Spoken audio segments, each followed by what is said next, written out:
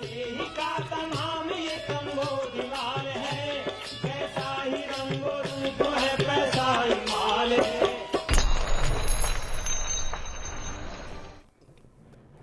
नमस्कार, मनी 9 के पसंदीदा कार्यक्रम मनी सेंट्रल में आप सभी का स्वागत है। मैं हूं विपुल सिंह।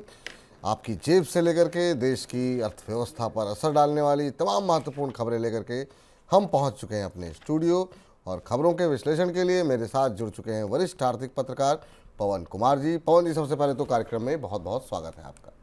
नमस्कार विपुल। और पवन जी के साथ तमाम खबरों का विश्लेषण शुरू करें उससे पहले आपको ये बता देते हैं कि आज के मनी सेंट्रल में हम किन महत्वपूर्ण विषयों पर चर्चा करने वाले हैं। तो नज़र डालते हैं सबसे पहले ऑन द शो पर। ऑन द शो पे सबसे पहले बात करेंगे केंद्रीय कर्मचारियों के क्यों खाली पड़े हैं लाखों पद, और वो भी ऐसे समय पर कि जब का सरकार का फोकस लगातार रोजगार पे देखने को मिल रहा है। डिटेल में होगी इस पर बातचीत। विमानों में मिलेगी वाईफाई की सुविधा, जी हाँ, ये कैसे संभव होगा और इस खबर के क्या कुछ मायने हैं, इस पर भी हम करेंगे आज बातचीत। चीन में बड़े राहत पैकेज की तैयारी। पहले राहत पैकेज की मार से ही भारतीय शेयर बाजार अभी तक उबर नहीं पाए हैं। अब दूसरे राहत पैकेज का क्या होगा असर, करेंगे इस पर ही बातचीत। जमीन अधिग्रहण पर सुप्रीम फैसला, क्या कुछ है इसमें, इस खबर के मायने आपके लिए, ये भी हमारे आज की चर्चा का विषय रहेगा। इसके अलावा अब क्या करेगा बांग्लादेश। जी हाँ, अदानी पावर और बांग्लादेश सरकार के बीच में जो टसल की स्थिति बनी हुई है, कल भी हमने इस पर बातचीत की थी। आज की अपडेट भी आपको अब से थोड़ी देर में बताएंगे। और आखिर में अमेरिकी चुनाव से पहले रुपया पस्त। जी हाँ, रुपए में आ रही गिरावट कब थमेगी, ये भी होगा आज की चर्चा का मुद्दा। लेकिन सबसे पहले बात करेंगे रोजगार की। देश में रोजगार को बढ़ावा देने की कवायद में जुटी केंद्र सरकार इस मोर्चे पर खुद ही गंभीर नजर नहीं आ रही है। वित्त मंत्रालय की ताजा रिपोर्ट ये बताती है कि केंद्र सरकार के विभागों में पिछले 3 साल से 24% से ज़्यादा पद खाली पड़े हैं। यानी सरकारी विभागों में स्वीकृत हर 4 में से 1 पद खाली है। यही नहीं, स्वीकृत पदों की संख्या में भी कमी आ रही है। रिपोर्टों से ये पता चला है कि 31 मार्च 2023 तक केंद्र सरकार में रक्षा क्षेत्र को छोड़कर कुल 40 लाख कर्मचारियों के पद स्वीकृत थे। इन पदों में केंद्र शासित राज्यों के कर्मचारियों की संख्या भी शुमार है। इन पदों में से करीब 24% पद खाली हैं। सबसे अधिक रिक्तियां ग्रुप सी यानी गैर राजपत्रित श्रेणी में हैं, जिसमें 33% पद खाली पड़े हुए हैं। सर, सवाल वही है कि आखिर में रोजगार एक बड़ी समस्या है, इसको लेकर के विपक्ष लगातार घेर रहा है, लेकिन चाहे केंद्र हो या राज्य सरकार में बहुत सारी भर्तियां होनी हैं, वो हो नहीं रही हैं। क्या इसके पीछे कारण क्या माना है? क्या फाइनेंशियल बर्डन ज़्यादा पड़ जाता है सरकार के ऊपर? ये मिक्स है विपुल। आप देखेंगे 10 साल से ये सरकार सत्ता में है। इसके पहले की जो सरकार थी और उसके पहले की भी जो सरकार थी, हम ये कह रहे हैं जो अटल बिहारी वाजपेयी के ज़माने से ये तब से कोशिश चल रही है कि कैसे, जैसे गीता कृष्णन कमेटी एक थी जिन्होंने कहा कि सरकारी नौकरियों में अब पदों की संख्या में कटौती की जाए ताकि सरकार का एक्सपेंडिचर बहुत कम किया जाए, सरकार के खर्चे कम किए जाएं। अब देखिए वो नौबत यहाँ आ गई कि कम होते होते होते यहाँ तक आ गई कि जितनी आपको ज़रूरत है उतने की भी भर्ती नहीं हो पा रही, उतने लोग आ नहीं पा रहे हैं। अब आप ऐसे इसको समझिएगा कि जैसे जो अभी डेटा दे रहे थे कि जितने सैंक्शन पोस्ट हैं उसमें से 25%, 24% लगभग खाली हैं। अब इसके पीछे की वजह क्या है? इसके पीछे वजह है, देखिए सरकार लगातार कन्फ्यूजन में है। आप चुनाव, रोजगार के नाम पर चुनाव जीत कराना और रोजगार देना, ये दोनों 2 अलग अलग बातें हैं। और फिर कोई हिसाब नहीं ले रहा है, कोई आपसे अकाउंट नहीं मांग रहा है, कोई उसके आधार पे आपको वोट नहीं कर रहा है अगली दफ़ा कि साहब ने रोज़गार आपने दिया कि नहीं दिया।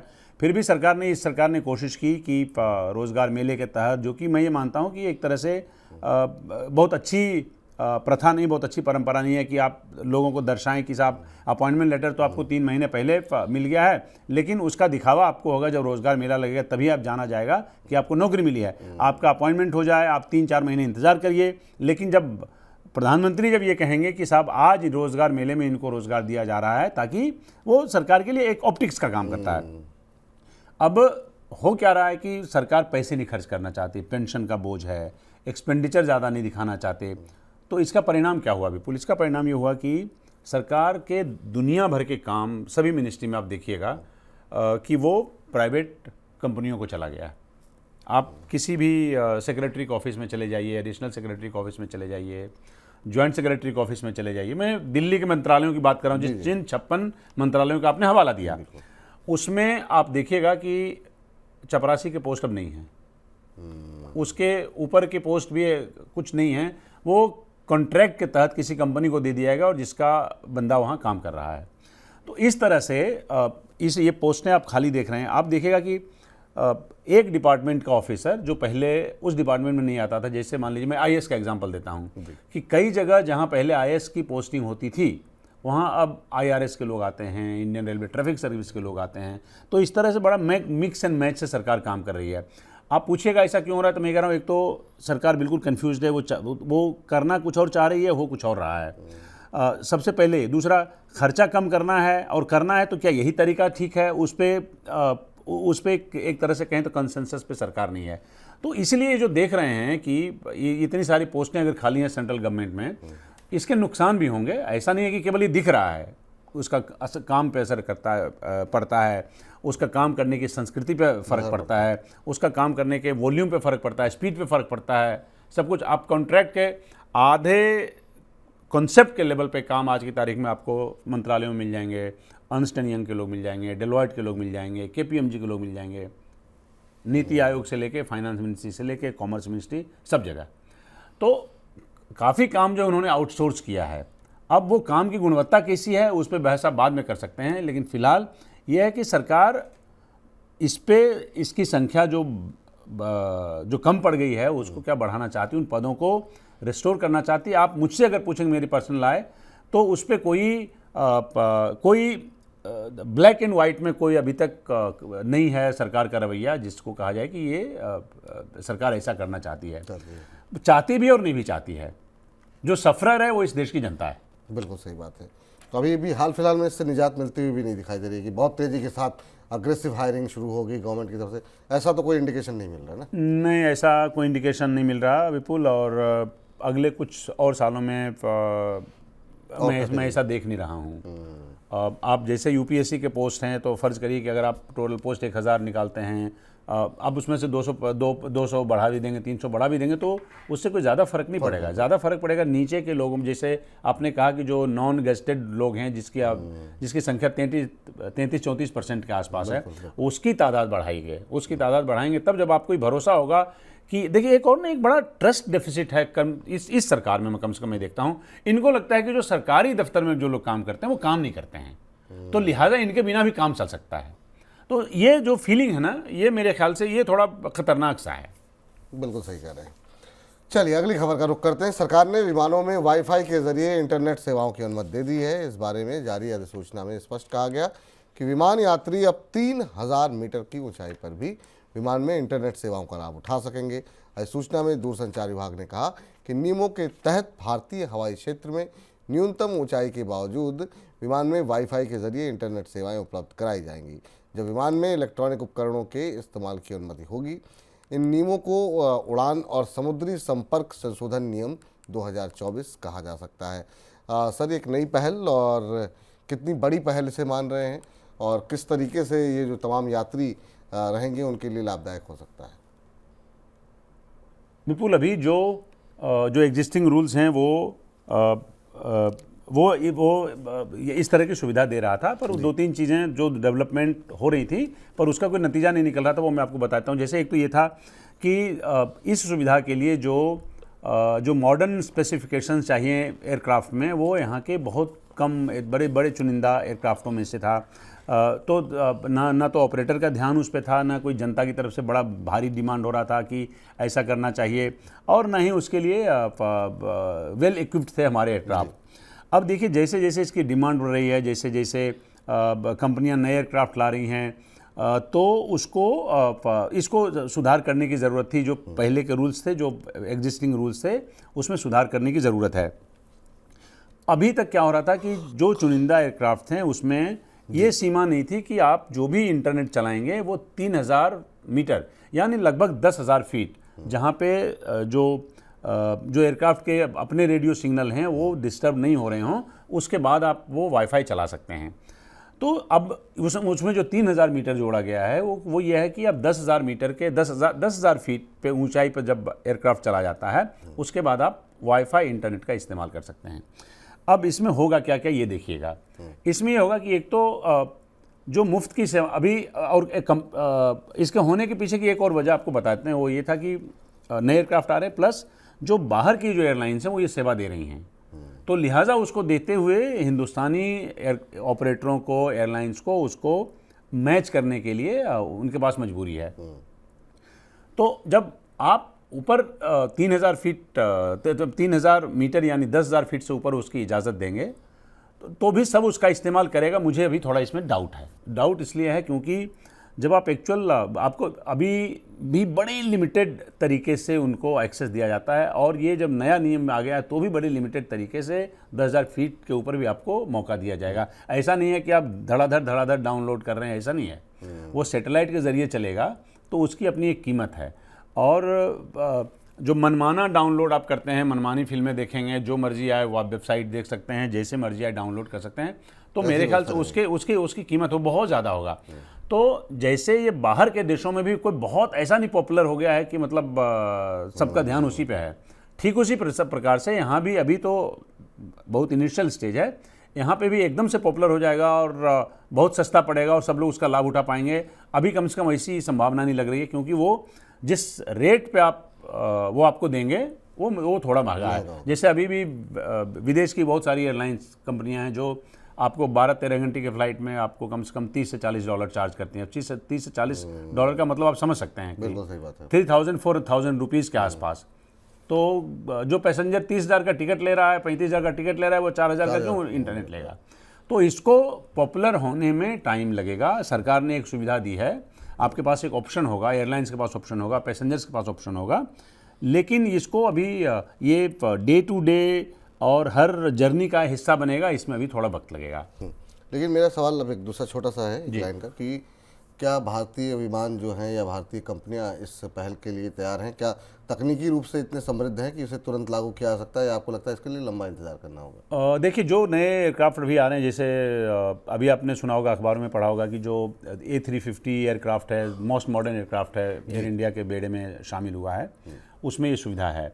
अच्छा। जो नए एयरक्राफ्ट आ रहे हैं अभी, वो सब में वो सुविधा है। पहले पुराने एयरक्राफ्ट थे तो उसमें कुछ में हो रहा था, कुछ में नहीं हो रहा था।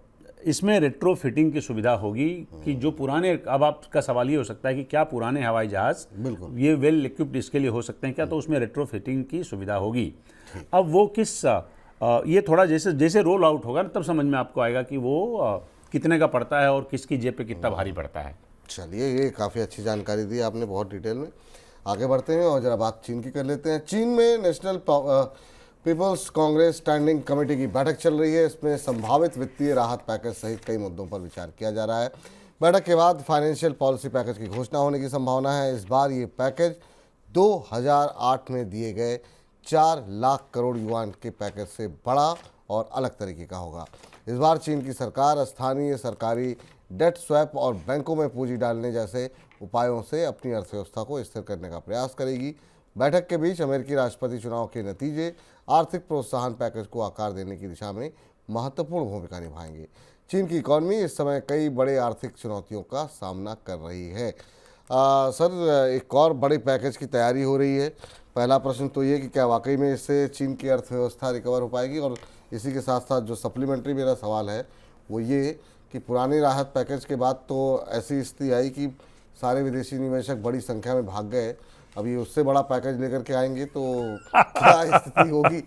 जी, 2-3 बातें हैं विपुल। एक तो ये कि इस पैकेज का साइज़ और उसकी प्रकृति आप बाद में देखेंगे, पहले तो अभी इंतज़ार करिए कि यूएस इलेक्शन रिजल्ट का, यूएस में इलेक्शन रिजल्ट का क्या होता है। क्योंकि जो इस पैकेज की आप बात कर रहे हैं वो पैकेज भी उसी का इंतज़ार कर रहा है कि अमेरिका में क्या हो रहा है। तीसरी एक और बात आपको ये बताएंगे। देखिए, चाइना का जो पैकेज है ना, ये बड़ा, आप राजस्थान के रेगिस्तान में जाएं और पानी डालें रेगिस्तान में तो कुछ पता नहीं चलता है, कहाँ पानी गया, कहाँ पानी दिख नहीं रहा है, उसका कुछ फ़ायदा हो नहीं रहा है। तो जो चाइना में अभी जो पैकेज दिए जा रहे हैं, स्टिमुलस पैकेज, इससे पहले भी दिया गया $280 बिलियन का, 170 बिलियन डॉलर के आसपास का। उसके बाद फिर 2 बड़े छोटे छोटे पैकेज दिए गए। तो उसका भी वही हाल है जैसे रेगिस्तान में आप 2 बाल्टी पानी डाल रहे हैं, कोई फ़र्क नहीं पड़ता हुआ दिख रहा है। अब फ़र्क नहीं पड़ता हुआ दिख रहा है उसके दो, ये जो इसमें से जब तक ये मॉनेटरी मेजर्स ले रहे हैं, ये मैं ऐसा मानता हूं और एक्सपर्ट्स भी ये कहते हैं कि जब तक ये मॉनेटरी मेजर्स ले रहे हैं तब तक स्थिति में बड़ी सुधार की उम्मीद यहाँ नहीं कर सकते। इनको फिजिकल मेजर्स लेने की ज़रूरत है। ये लोगों के हाथ में पैसा कैसे जाए उसका इंतज़ाम करना है। मॉनेटरी मेजर से अब वो काम नहीं कर पा रहे हैं। अभी चाइना की प्रॉब्लम क्या, अभी चाइना की प्रॉब्लम है विपुल की ओवर प्रोडक्शन है, बिक नहीं रही हैं, उनके मकान नहीं बिक रहे हैं, उनके पास ज़्यादा पड़ा हुआ है इन्वेंट्री। स्टील में वही हाल है, ऑटो के वो हाल हैं। तो अब अच्छा, अभी देखिए क्या एक और बात इम्पॉर्टेंट है कि वहाँ की अनएम्प्लॉयमेंट रेट है आप 19% है। 19% बहुत ज़्यादा होता है। अभी कुछ दिन पहले उन्होंने, ये चाइना ही है जहाँ ये हो सकता है, हमारे देश में पॉसिबल नहीं है। उन्होंने क्या किया कि पिछले साल से उन्होंने डेटा देना बंद कर दिया और उस डेटा में उन्होंने कहा कि पहले उन्होंने उसके डिटर्मिनेंट्स बदले, उसके स्पेसिफिकेशंस बदले और उसके बाद जिसमें एक्चुअली वो उतना बड़ा भीषण अनएम्प्लॉयमेंट रेट नहीं दिखेगा जो कायदे से दिखना चाहिए। तो ये उसकी समस्या है, डिमांड डाउन है। अब ये जो पैकेज आ रहा है जिसमें ये सब स्पेकुलेशन है, किसी को नहीं पता कि 2 ट्रिलियन युआन से लेके 10 ट्रिलियन युआन तक हो सकता है, मतलब 280 बिलियन डॉलर के ऊपर कुछ भी। अब ये जब होगा तो उसका हम लोग मीन मेक निकालेंगे। लेकिन इससे भी जिन एक्सपर्ट्स को हमने पढ़ा, जो मार्केट फॉलो करते हैं, जो चाइना की इकोनॉमी फॉलो करते हैं, जो चाइना की मॉनेटरी पॉलिसी फॉलो करते हैं, कि ये जो पैकेज आ रहा है, चाहे वो बॉन्ड मार्केट से छेड़छाड़ करें, चाहे कोई और दूसरा तरीका हो सकता है, तो ये भी पूरी तरह से कॉन्फिडेंस वहाँ की इकोनॉमी में इंस्टिल करने में हेल्प करेगा। ये देखने वाली बात होगी, कुछ कह नहीं सकते, बहुत नाजुक मोड़ पे है। अपने यहाँ फिर और दिक्कत बढ़ेगी, मतलब अगर FII बेच रहे हैं तो? अपने यहाँ तो 2 दिक्कत अभी देख ही रहे हैं। एक तो यहाँ से FIIs भाग रहे हैं, रूपी का हाल आप देख रहे हैं। तो इसके बाद भी देखिए, मेरा ही मानना है कि जो अभी FIIs जा रहे थे उसमें थोड़ा सा उसमें स्टेबिलिटी आएगी। ये ऐसा नहीं है कि जो अक्टूबर में वो FIIs का जो हाल देखा वही हाल आप नवंबर में नहीं, ऐसा नहीं होना चाहिए। ऐसा जनरली नहीं होता है कि लगातार भाग रहे हैं तो भाग रहे हैं, वो एक वो साइकिल है, आप भी जानते हैं। बिल्कुल सही बात। तो कितना भी वो पैकेज ले आएंगे। और अभी अब देखिए, एक और चीज़ इस पैकेज के साथ आपको देखना पड़ेगा क्योंकि अभी जैसे अमेरिका के चुनाव के रिजल्ट कल परसों आएंगे तो इस पैकेज की दशा दिशा क्या होगी वो देखना पड़ेगा, क्योंकि ये नया इकोनॉमिक चैलेंजेस थ्रो करेगा चाइनीज़ इकोनॉमी के ऊपर। बिल्कुल। तो उसके लिए वो पैकेज जो उन्होंने अब तक एक मन बना के रखा हुआ है, वो क्या वो एंटिसिपेट कर रहे हैं कि इसमें क्या होगा, और एंटिसिपेट कर रहे हैं तो जिस पैकेज के साथ वो आएंगे क्या वो पर्याप्त होगा? तो अभी उसमें बहुत पानी बहना है गंगा में। ठीक। इस बीच जो है, क्या किसी भी निजी संपत्ति का सरकार सार्वजनिक हितों के लिए अधिग्रहण कर सकती है? इस सवाल के जवाब में सुप्रीम कोर्ट की संवैधानिक पीठ ने मंगलवार को एक अहम फैसला सुनाया। अदालत ने कहा कि सभी निजी संपत्तियों को सार्वजनिक हित वाली घोषित नहीं किया जा सकता है, इसलिए सरकार हर संपत्ति का अधिग्रहण नहीं कर सकती। हालांकि सार्वजनिक हित के मामले में उसे समीक्षा करने का अधिकार है और ऐसी स्थिति में वो जमीन का अधिग्रहण भी कर सकती है। अदालत ने इसके साथ ही 1978 के फैसले को पलट दिया, जिसमें कि कहा गया था कि सामुदायिक हित के लिए राज्य किसी भी निजी संपत्ति का अधिग्रहण कर सकता है।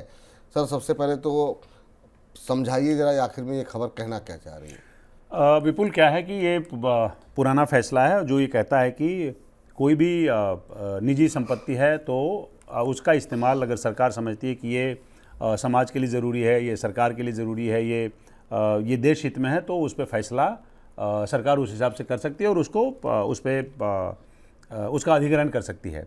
देखिए, आज के फैसले में भी आप तकनीकी रूप से देखिएगा तो कोई बहुत ज़्यादा बदलाव नहीं है, लेकिन एक अप्रोच होता है। तो आज के बाद जब सरकार करेगी तो सरकार का अप्रोच ये होगा कि जैसे धड़ाधड़ किसी प्राइवेट प्रॉपर्टी को आप ज़मीन अधिग्रहण कर लेते थे, चाहे, और ये आपकी मंशा होती थी, वो कहीं इस बात को किसी जगह चैलेंज नहीं कर पाता था, जस्टिफाई नहीं कर पाता था, मतलब उसके पास कोई चारा नहीं होता था। अगर आप देश हित के नाम पे, समाज हित के नाम पे, सरकार हित के नाम पे अगर उस ज़मीन को हथिया लेते थे मतलब उसको आप सरकारी प्रोसेस से अधिग्रहण कर लेते थे। थोड़ा फ़र्क क्या होगा? फ़र्क अप्रोच में होगा। देखिए, इस तरह की शिकायतें ज़्यादातर विपुल राज्य सरकारों की तरफ से आ रही थी राज्य सरकार में अब आप देखिए कैसे भी करके हमारा जो फेडरल स्ट्रक्चर है उसमें भारत सरकार में उतना ज़्यादा नहीं देखेंगे नियमों का उल्लंघन जितना कि राज्य सरकारों में आपको मिल जाएगा। वहाँ पे थोड़ी सुनवाई फिर भी कम है। भारत सरकार फिर भी एक स्ट्रक्चर पे काम करती है, ऐसा मैं मानता हूँ। आप एग्री कर सकते हैं, नहीं भी कर सकते हैं। इसमें राज्य सरकारों के रवैये से थोड़ी सी मुक्ति लोगों को मिलेगी। ऐसा नहीं है कि कोई भारत सरकार अगर चाहे या सरकार चाहे तो देश हित में, अगर वो रक्षा हित में है, अगर वो समाज हित में है, अगर वो सोसाइटी हित में है तो उसको अभी अधिग्रहण नहीं कर सकती। आज से कोई फर्क नहीं पड़ जाएगा। फर्क सिर्फ अप्रोच का होगा और जो एक अग्रेसिवनेस था और जो फ्रिक्वेंसी थी वो थोड़ा कम होगा। इस बीच संयुक्त अरब अमीरात यूएई का वार्षिक तेल एवं गैस शिखर सम्मेलन सोमवार को शुरू हो गया। यूएई ने पिछले साल संयुक्त राष्ट्र कोप 28 जलवायु वार्ता की मेजबानी के बाद अब यहां पर अबू धाबी में अंतर्राष्ट्रीय पेट्रोलियम प्रदर्शनी व सम्मेलन का आयोजन किया। कोप 28 के दौरान वार्ताओं का समापन करीब 200 देशों की ओर से पृथ्वी को गर्म करने वाले जीवाश्म ईंधनों से दूर रहने के आह्वान के साथ हुआ था। लेकिन यूएई अब भी आगामी वर्षों में अपने तेल उत्पादन को बढ़ा करके 50 लाख बैरल प्रतिदिन करने की योजना बना रहा है। इस बीच केंद्रीय पेट्रोलियम मंत्री हरदीप पुरी ने कहा कि ऑयल मार्केट में स्थिरता लाने के लिए तेल खरीदारों और उत्पादकों के बीच संवाद करने की आवश्यकता है। सर, एक तरफ तो लगातार जो है कार्बन उत्सर्जन को लेकर के सवाल उठ रहे हैं और इधर जो है उत्पादन बढ़ाने की बात की जा रही है। कैसे देख रहे हैं आप इस खबर को? देखिए, जो स्टेटमेंट उन्होंने दिया है उससे ये समझ में आ रहा है कि जैसे उन्होंने ये कहा कि जिसके पास एसेट पड़ा हुआ है, थोड़े टाइम बाद जब उपयोगिता उसकी बिल्कुल नहीं रह जाएगी तो उसका वो क्या करेंगे। तो देखिए, ये बात तो कॉप की कर रहे हैं, आप बात कर रहे हैं पर्यावरण को सुधारने की, पर उस बातचीत में वो नहीं दिख रहा है। वो ही कह रहे हैं कि साहब ये वाली जो तेल की हालत है उसमें प्रेडिक्टेबिलिटी होनी चाहिए, उसमें स्टेबिलिटी होनी चाहिए।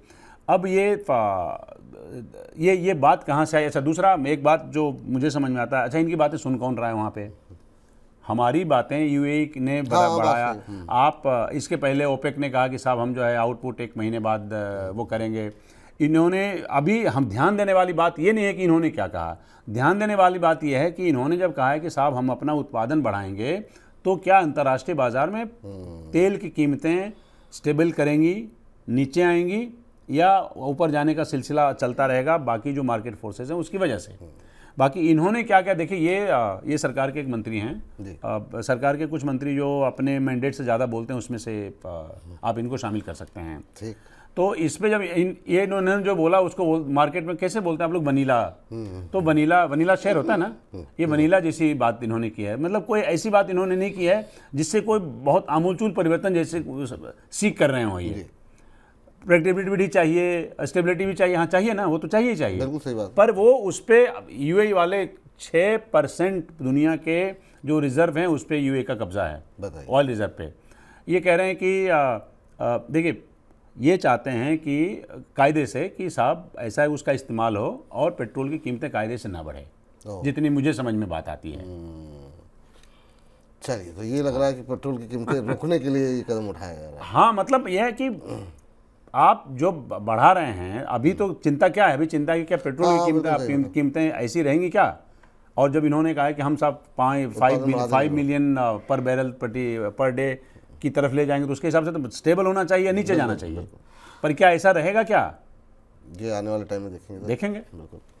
आर्थिक चुनौतियों से जूझ रहे बांग्लादेश ने अदानी पावर को करीब 7200 करोड़ रुपए के बकाया भुगतान की प्रक्रिया तेज कर दी है। अदानी पावर ने बांग्लादेश को चेतावनी दी है कि अगर उसने 7 नवंबर तक भुगतान नहीं किया तो वो बिजली की सप्लाई बंद कर देगा। अदानी पावर के झारखंड में अपने 1600 मेगावाट के गोड्डा संयंत्र से ढाका को बिजली की सप्लाई करता है।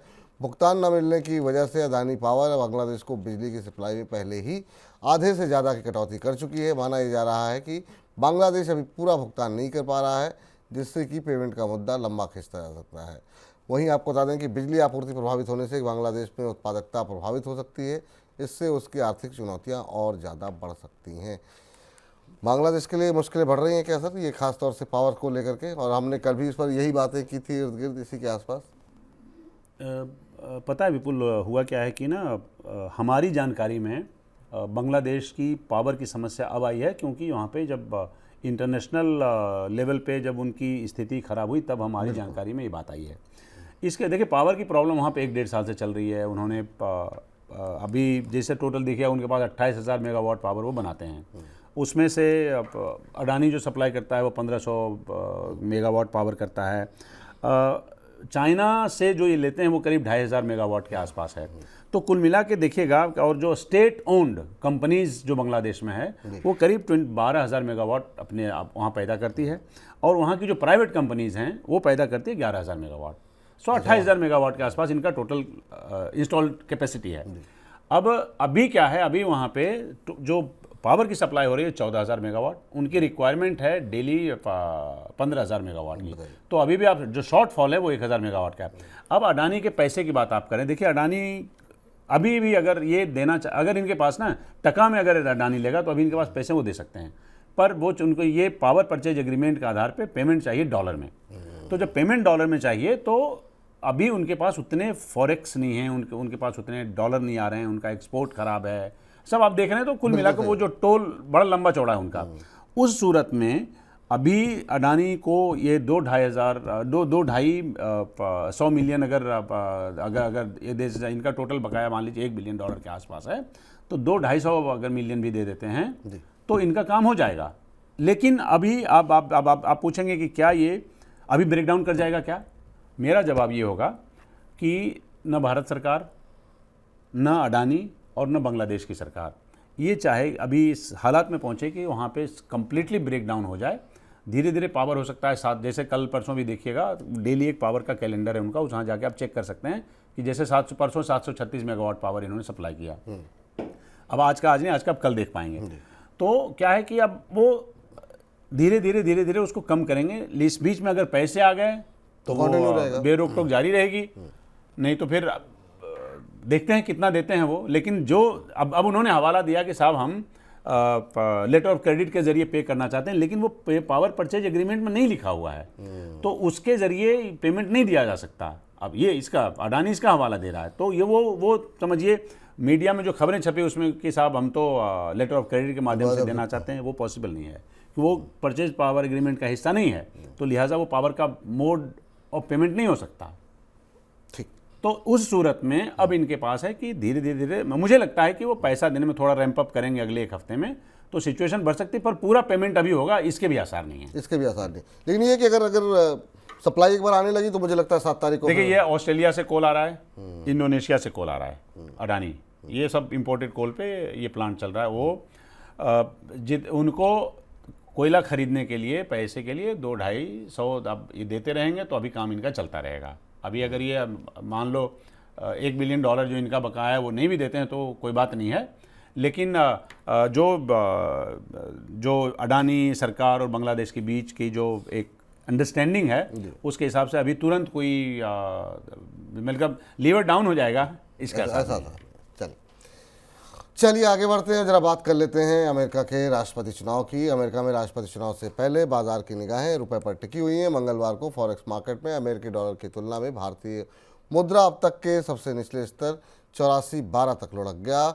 शेयर बाजार में विदेशी संस्थागत निवेशकों की शेयर में ताबड़तोड़ बिकवाली को देखते हुए माना जा रहा है कि रुपए में डॉलर के मुकाबले रुपए की कीमत और ज़्यादा वहाँ पर गिरावट आ सकती है। इस बीच भारतीय रिजर्व बैंक ने गिरते रुपए को सहारा देने के लिए डॉलर की बिकवाली बढ़ा दी है। केंद्रीय बैंक के दखल से अन्य एशियाई देशों की तुलना में पिछले 1 महीने के दौरान रुपए की विनिमय दर में कम अस्थिरता देखने को मिली। हालांकि आज घरेलू शेयर बाजार में ज़ोरदार रिकवरी देखने को मिली है। हालांकि 1 पैसे ही गिरा रिकवरी आ गई है आज बाजार के अंदर, उसकी वजह से शायद वो जो गिरावट देखने को मिल रही थी कल वो थोड़ी सी रुकती हुई दिखाई दी। कैसे देख रहे हैं सर आप ये जो जिस तरीके की बिकवाली देखने को मिल रही है? आज तो खैर रिकवरी आ गई, लेकिन रुपया का भविष्य क्या लग रहा है आपको? अभी बिल्कुल जब ये सरकार आई थी मई 2014 में, तो रुपए की कीमत थी 60 रुपये $1 के मुकाबले। तो मतलब जो सरकार सत्ता में आई ये बोल के कि मनमोहन सिंह अपनी उम्र के बराबर रुपया जब उनकी उम्र के बराबर पहुंच जाएगा तब कंट्रोल होगा। तब मैं सिर्फ आपको इसमें कोई वैल्यू जजमेंट हम नहीं दे रहे हैं, हम लोग सिर्फ कर रहे हैं कि साहब ऐसा ऐसा हुआ है, एक निगाह इस पे भी डालिएगा। जब ये सरकार आई थी तो $1 60 रुपये के बराबर था, अभी $1 के बराबर आपका 84 रुपीज़ से ज़्यादा है। रूपी फॉल में देखिए जो FIIs का आउटफ्लो हुआ है उसका फिलहाल अभी बहुत बड़ा रोल है, और अभी जब तक वो स्टेबलाइज नहीं करता है तब तक रूपी में ही वॉलेटिलिटी मेरे ख्याल से बनी रहनी चाहिए। दूसरा, आप जब डॉलर इंडेक्स में देखेंगे तो डॉलर इंडेक्स बाकी जो 6 करेंसी के मुकाबले जो ट्रेड करता है और जिसके हिसाब से आप जानते हैं कि डॉलर कितना मजबूत है, जिसमें मान लीजिए आपका स्वीडिश क्रॉनर है और ब्रिटिश पाउंड है और EU वाली करेंसी है। डॉलर स्ट्रेंथन किया है, रुपी डाउन है, ये बात भी सही है, पर डॉलर स्ट्रेंथन किया ये बात भी उतनी ये बात सही सही, है। बिल्कुल सही बात। तो ये दोनों फैक्टर्स अभी साथ साथ चलेंगे।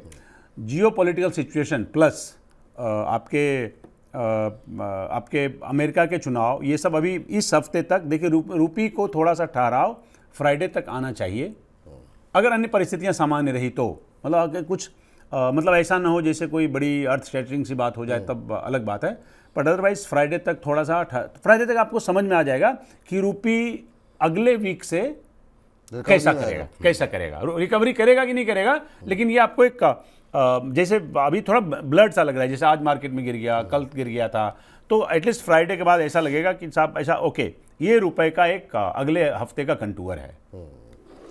चलिए, अब बाजार में भी आज जो रिकवरी आई है उम्मीद करते हैं कि वो अगर कल कंटिन्यू रहती है तो रुपए में भी थोड़ी बहुत रिकवरी और जो है वो आती हुई दिखाई देगी। पवन जी, आज की इस चर्चा में आप जुड़े और तमाम खबरों का विश्लेषण किया आपने, बहुत बहुत शुक्रिया, बहुत बहुत धन्यवाद आपका। धन्यवाद। तो चलिए, मनी सेंट्रल को यहीं पर करते हैं समाप्त, लेकिन आप लगातार बने रहिए मनी 9 के साथ। मुझको दीजिए इजाज़त, फिलहाल के लिए नमस्कार। ऐसे ही का तमाम ये कम्बोज लाल है, कैसा ही रंगो रूप है पैसा ही माल है।